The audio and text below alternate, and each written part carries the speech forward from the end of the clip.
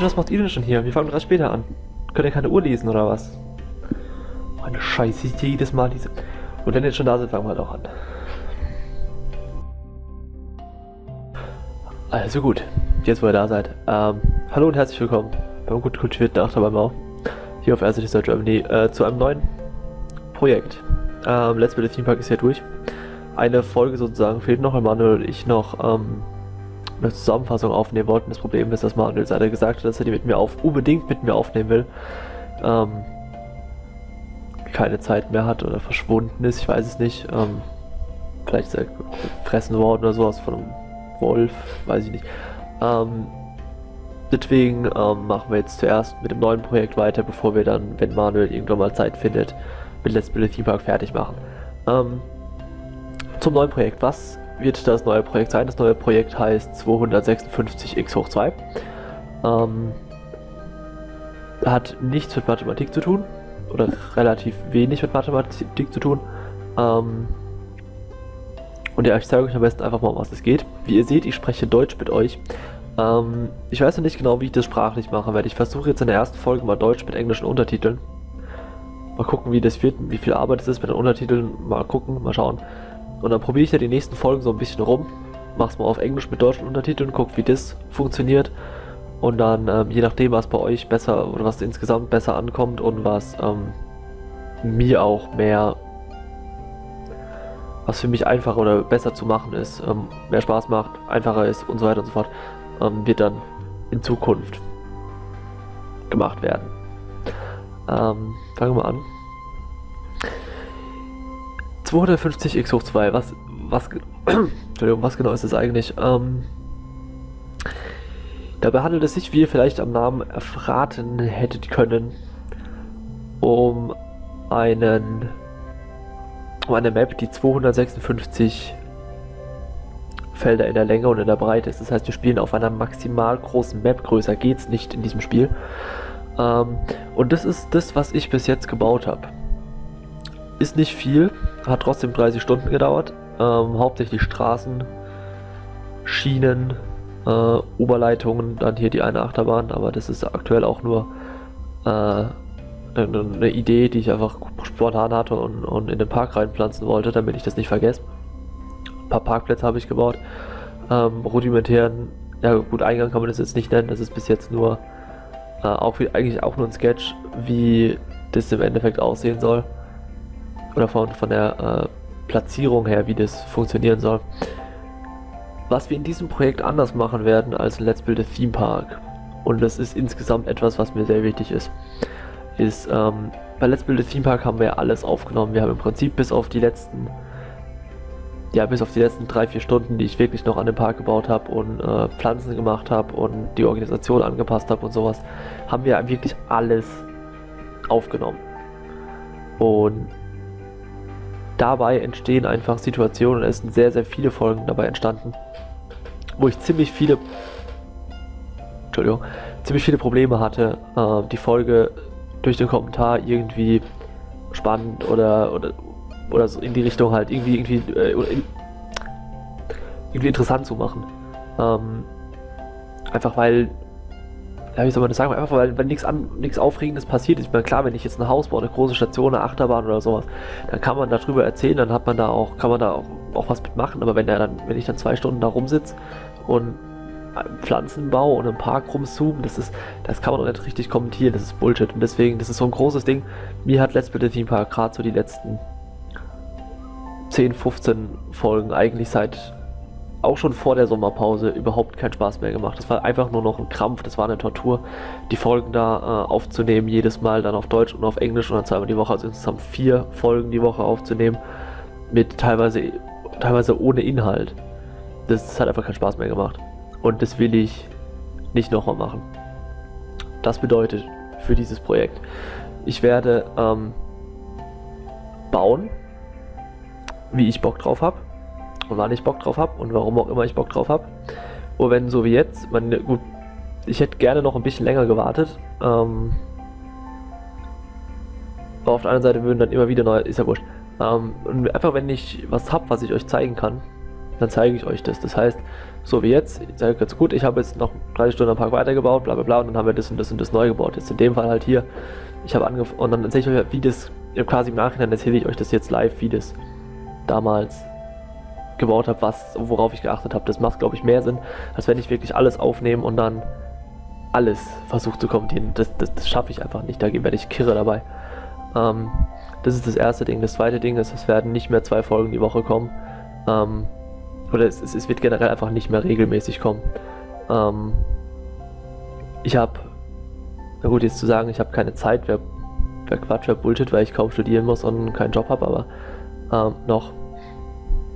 Aber ich kann es einfach nicht mehr. Das nimmt mir den kompletten Spaß an der Sache und dann macht es, glaube ich, auch einfach keinen Sinn weiterzumachen. Also die Überlegung war wirklich vor diesem Projekt entweder den Channel komplett einzustampfen, komplett aufzuhören, weil es wirklich keinen Spaß mehr macht oder gemacht hat, oder halt irgendwas drastisch zu verändern. Ich versuche jetzt das mit der Veränderung irgendwie, dass ich da auch wieder Spaß dran finde, dass es einfach mehr Spaß macht, als es jetzt als es bis jetzt gemacht hat in den letzten Monaten. Und wenn das nicht funktioniert, dann tut mir leid, dann ist Ende. Das sage ich einfach so, wie es ist. Ja.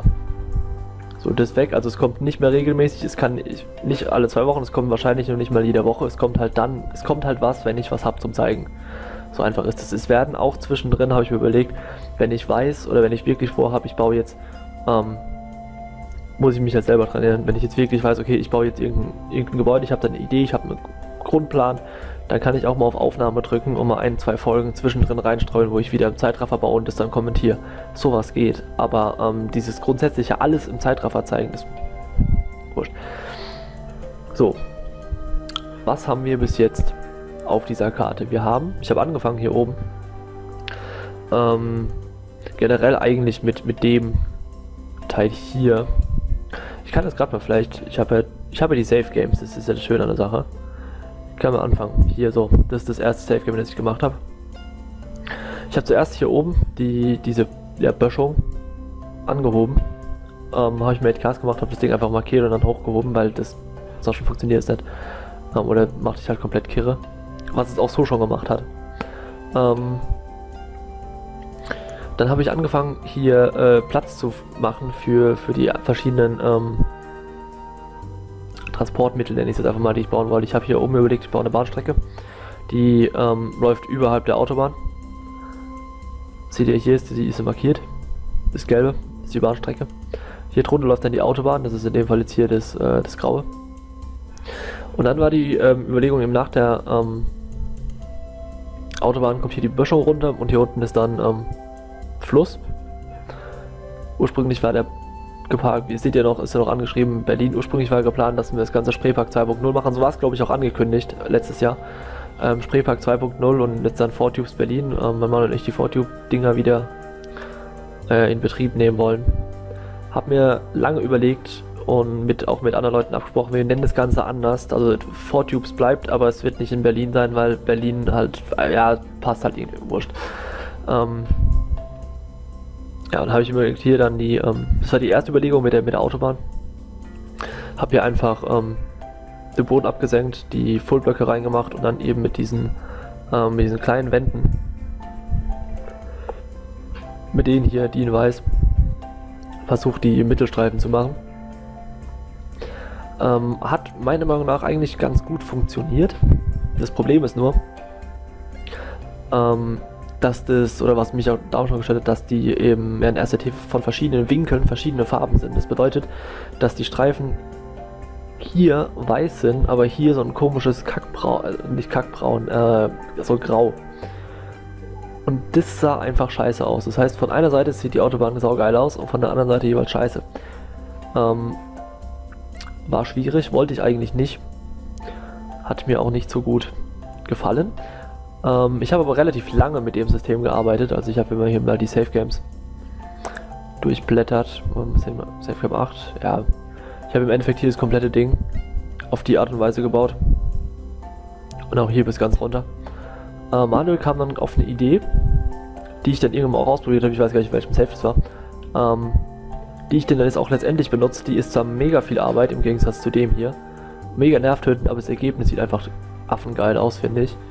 Ja, hier habe ich noch, die sind aktuell im aktuellen Save, sind die nicht mehr mit drin, die Laster hier, kommen aber auf alle Fälle wieder rein. Will ich dann hier auch überall Laster und Autos hinmachen. Ich weiß noch nicht genau, wie ich es mache. Eine Überlegung war, eine nicht Autobahn, aber so eine, ihr wisst, das Fahrgeschäft mit den Autos hier zu bauen und unsichtbar zu machen, dass quasi hier Autos langfahren. Ich weiß noch nicht genau, wie ich das mache, das wird eine Heidenarbeit. Vor allem mit dem Unsichtbarmachen könnte das ziemlich Probleme geben später. Und da muss ich mal gucken, wie ich das mache. Und ob ich das mache. Ist ja auch so anders mit so einer riesengroßen Map. Du darfst nur eine bestimmte Anzahl an Attraktionen platzieren, bevor das Spiel einen Kollaps kriegt. Und ich weiß noch nicht genau, je nachdem, wie viele Attraktionen ich generell im Park baue. Richtige Attraktionen, da stehen ja auch Stände, zählen ja glaube ich auch dazu. Da wird unter Umständen, eng wird es nicht, also rein Attraktionen bauen können wir, wie wir wollen. Aber ich benutze ja zum Beispiel Attraktionen hier für die Treppen, beziehungsweise für Treppen und für Steigungen benutze ich die Rapids. Dann haben wir hier schon mal eine Attraktion mit dem Schienensystem. Da werden wir später 2, 3 haben, dann kommt noch die Oberleitung dazu. Und da benutze ich auch ziemlich viele Strecken für Dächer oder für Track-Detector, für so einen Scheiß. Und da muss halt einfach die Priorität auf dem Park liegen, dass ich wirklich so viele Attraktionen, wie ich eben brauche, im Park verbauen kann. Und dann gucke mit denen, die ich übrig habe, was mache ich außenrum. Wenn Manuel hat direkt gesagt, das sieht scheiße aus, baue sofort ein Ding hin, habe ich gesagt, das kann ich nicht machen.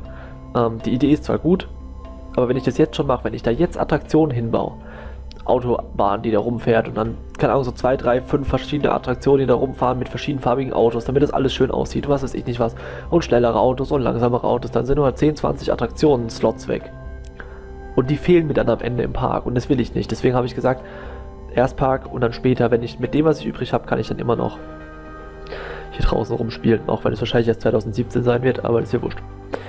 Ja, hier die Lastwagen. War so eine Idee.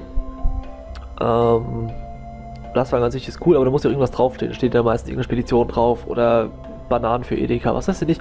Und ich habe überlegt, dass eben der Europapark hier Anti-Werbung macht. Und dann fahren hier im Lastwagen rum, wo da drauf steht, 4 Tubes ist scheiße, besucht Europapark, Marc liebt dich und so ein Scheiß. Kommt auf alle Fälle wieder. Und da muss ich mal gucken, was ich da drauf schreibe. Da könnt ihr, ihr schreibt eh nichts in die Kommentare, das habe ich ja gelernt inzwischen. Aber wenn euch da irgendwelche coolen Slogans einfallen, die auf so einen Lastwagen drauf können, müsst ihr mal gucken. Es muss auf den Platz, also so 3, 4 Worte, kurze Worte, ist drin. Aber so gerade lange Wörter, wie eine eigene Postkarte wie Kindertagesstätte, passen da halt nicht drauf. Ne? Also kurze, prägnante Dinge. Wenn euch da irgendwas einfällt, lustige Dinger, am besten mit Anspielung auf Freizeitparks, Achterbahnhersteller oder berühmte Persönlichkeiten oder auf mich oder auf sonst wen, schreibt es in die Kommentare. Die besten suche ich mal raus und dann bekommt ihr Lastwagen. So was. Bei mir bekommt ihr Lastwagen, ja. Wer braucht da iPad, iPhone, mal Lastwagen, ja. Gut, genug da dazu. Wir spulen mal weiter vor. Ach ja, eine Sache noch, aber das kann ich auch nicht speichern. Laden. Wir springen mal vor auf Save 33. Von 8 auf 33. Aha. Okay. Hier seht ihr die neue Version. Finde ich deutlich besser, die Mittelstreifen. Macht zwar wie gesagt viel mehr Arbeit, aber ich finde es deutlich besser. Eine andere Sache, die ich noch gemacht habe, ist, wir haben die Oberleitung inzwischen eingebaut. Und ich habe die Straßenbahnschienen durch die Mine Train Coaster Schienen ersetzt. Ich finde, es sieht fast besser aus in dem Zusammenhang, wie ich es hier habe. Und deswegen wollte ich das hier eben machen. Ne? Habe noch eine Schleuse eingebaut. Ja genau, Schleuse eingebaut. Es kommen auch noch Schiffe auf den Fluss. Habe ich überlegt, 2, 3 Schiffe, so im unteren Flussverlauf 2 und oben vielleicht ein oder sowas. Die in verschiedene Richtungen fahren, damit halt die Schleuse auch einen Sinn hat. Und ja, die Zugstrecke hier ist übrigens fahrbar, deswegen ist hier hinten auch so ein Kreis. Ich weiß gar nicht, ob die aktuell schon fahrbar ist, sieht aber so aus. Airboard, Highboard.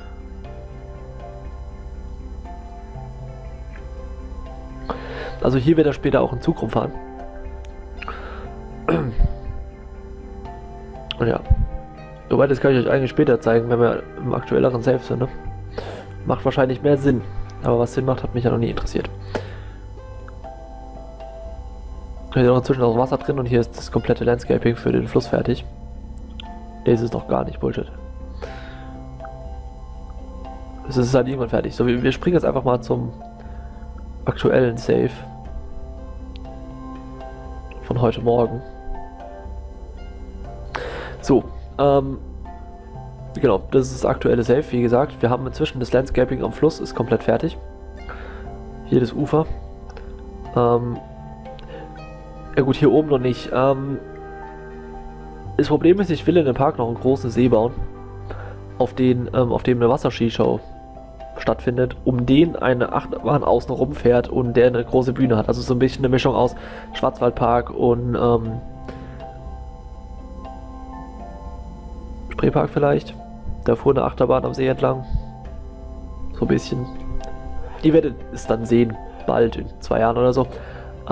Und da ist eben das Problem, ich weiß noch nicht, wie groß dieser See werden muss, damit er zum einen groß genug für die Wasserskishow wird, die da dann drauf stattfinden wird, und zum anderen aber auch nicht zu groß wird, als dass die Achterbahn, die außen rum geht, zu gestreckt wird. Da weiß ich noch nicht, habe ich gar keine Ahnung. Das Problem ist halt auch, es sieht auf der Karte immer alles so klein aus. Wenn ich jetzt hier so einen kleinen See hier so mache, das sieht so miniaturmäßig winzig aus auf der großen Karte und das will ich eigentlich nicht. Es soll halt schon aussehen wie ein See. Auf der anderen Seite, wenn du dann reinzoomst, dadurch, dass die Karte so groß ist, sind es halt trotzdem 30 mal 30 Felder oder sowas, also riesengroß. Müssen wir mal gucken, wie genau wir das da machen. Deswegen habe ich hier oben, das wird eigentlich ursprünglich war geplant, hier der See, hier quasi Fluss rein, See, Fluss wieder raus. Weiß ich noch nicht, ob das funktioniert, wie das funktioniert. Wahrscheinlich hier irgendwie Fluss rein, Nebenarm oder sowas, ein meandrierender Nebenarm und dann hier ein See oder, das heißt noch besser, aber vielleicht sinnvoller, hier oben noch ein bisschen, dass hier quasi der Berg nicht hier runter geht, sondern hier wieder hoch und dass wir von hier oben aus einen Fluss oder sowas runterlaufen lassen, der den Park teilt. So ein bisschen, der dann hier so in den Park reingeht. Und weil ich brauche für verschiedene Plätze im Park, brauche ich Wasser. Ich will Venedig bauen. Ich will den See bauen mit der Wasserskishow. Und wir brauchen generell noch für eine Rafting-Anlage, die wir bauen werden, brauchen wir auch Wasser. Das muss ja da auch irgendwie hin. Und deswegen war einfach die Überlegung, hier oben nochmal einen Fluss reinzubauen, der von hier oben kommt. Und hier unten dann, und hier unten dann irgendwo in den großen Fluss mündet. Weiß ich aber noch nicht genau, wie ich das mache, deswegen steht da auch noch nichts. Ja, Bahnstrecke. Bahnstrecke habe ich mir überlegt. Ursprünglich wollte ich die Bahnstrecke hier, bevor man in den Park reingeht, hier Ding bauen. Ein Bahnhof. Ne, Quatsch, ganz ursprünglich. Entschuldigung. Ganz ursprünglich, im ursprünglichen Designer müsste hier noch irgendwo ein Plan rumliegen, den ich gemalt habe. War die Überlegung, dass wir die Autobahn hier runterziehen und die Eisenbahnstrecke hier nebendran runter, dann hier unten irgendwo ein Bahnhof, wo dann der Fußgängerweg über die Autobahn drüber geht oder über die Zufahrtsstraße drüber geht und dann hier ebenerdig zum Eingang. Habe ich vergessen, dass ich das machen wollte, bis ich in etwa so weit war. Und jetzt hier wieder alles einreißen. Und hier alles einreißen, um dann hier, da habe ich ehrlich gesagt keine Lust dazu. Vor allem, weil es hier unten dann mega eng ist und der Fußweg zum Eingang übel lang. Habe ich auf beides keinen Bock. Deswegen habe ich mir überlegt, wir machen es komplett behindert. Und wir lassen die Eisenbahn, das wohlgemerkt ist eine Eisenbahn, also das wird letztendlich würden das in der Realität Fernzüge, ICEs sein, die da fahren, ja? Oder was ist ICEs, aber halt Züge der Deutschen Bahn. Und ich habe mir überlegt, wir machen das dann quasi Europapark-Style, nur komplett anders, dass wir den Bahnhof, statt den Monorail-Bahnhof im Eingangsgebäude zu platzieren, wie im Europapark, bauen wir den Deutsche Bahn-Bahnhof im Eingangsgebäude. Ähnlich wie im Europapark. Das ist ziemlich behindert.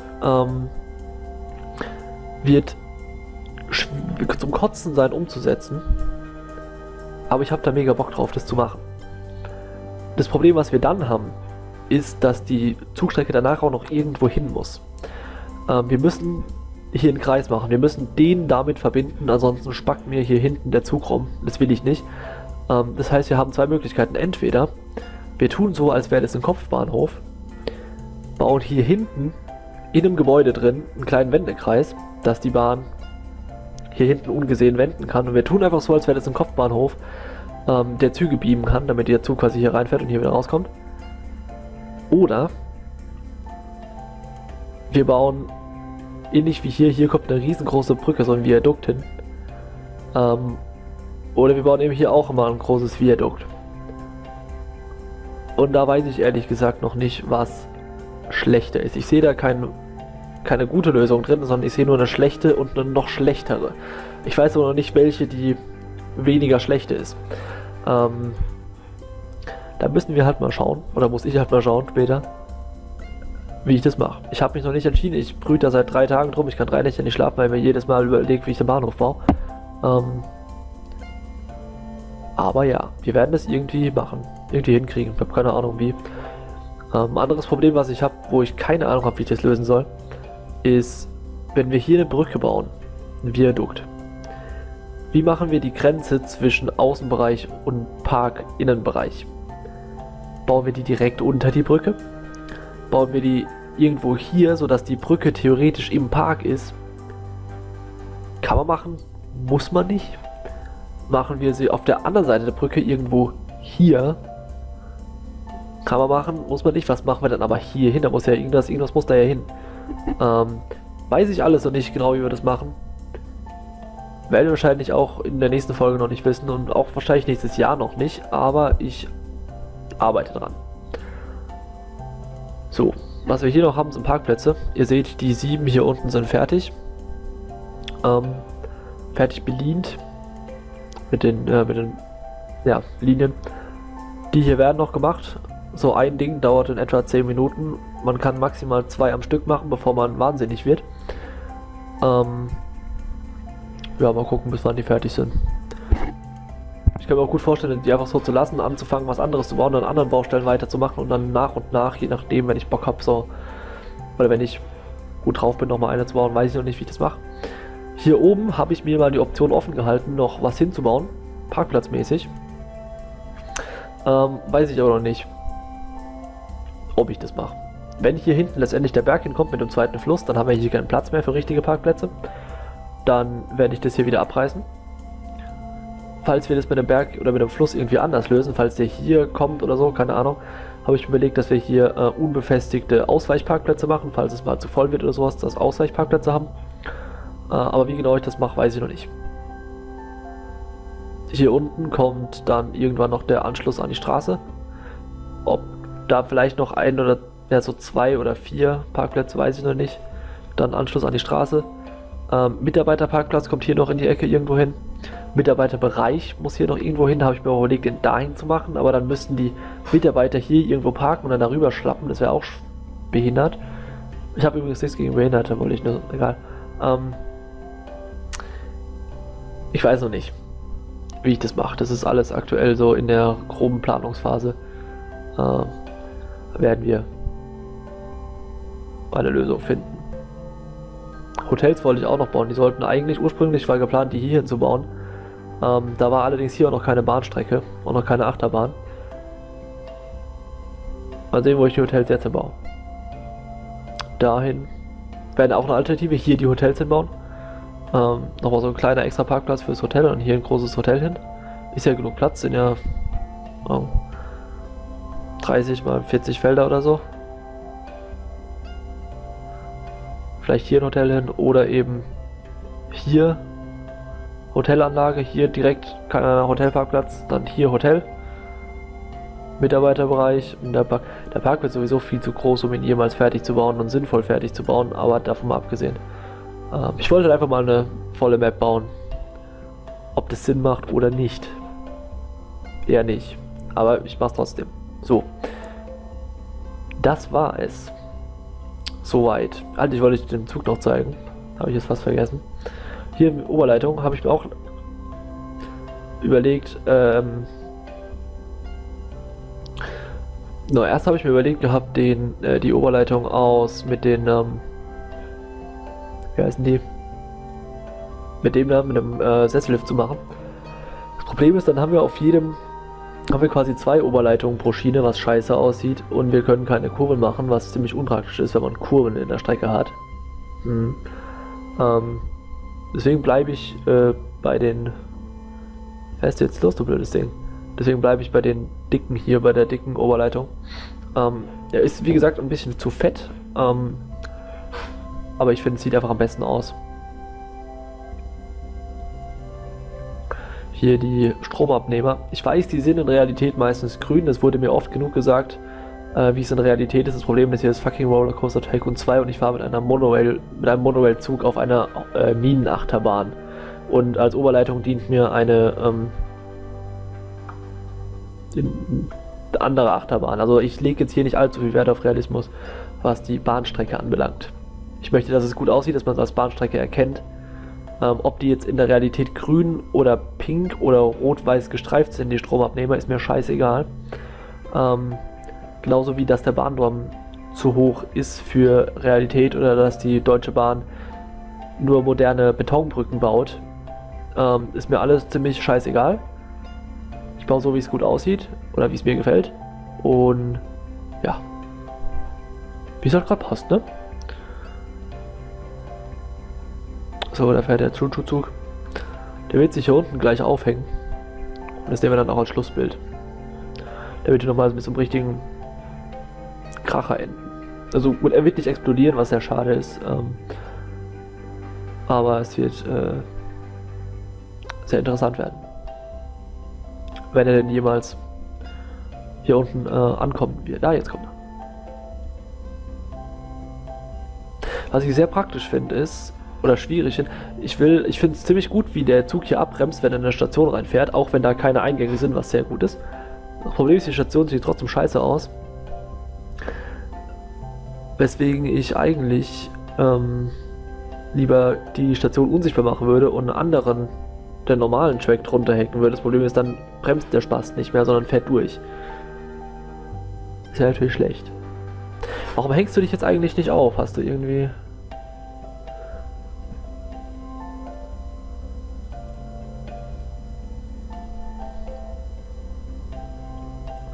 Gut, hat wohl keine Lust. Dann hängen wir die nächste Folge auf. Ich verabschiede mich. Ja, RCTX funktioniert nicht mehr. Ich verabschiede mich. Ich danke euch fürs Zuschauen. Ich hoffe, euch hat die Folge gefallen. Wenn ja, dann schreibt es doch bitte in die Kommentare oder so. Ne, lasst einen Daumen da oder leckt mich am Arsch. Wir sehen uns beim nächsten Mal. Bis dahin. Auf Wiedersehen.